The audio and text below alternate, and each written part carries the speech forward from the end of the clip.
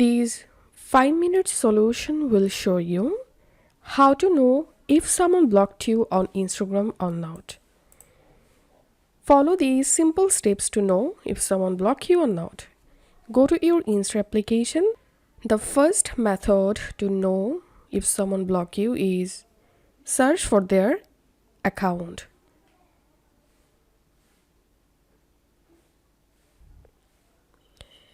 After searching using their account name, if you can't see their account in this list, it means they have blocked you. And another method is open your message and then tap on this new message or search for their account, search for their conversation and open it. If you can't see their profile photo here, it means they blocked you. So that's how you'll be able to know if someone blocked you or not.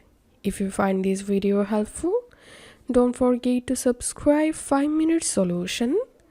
See you in the next video.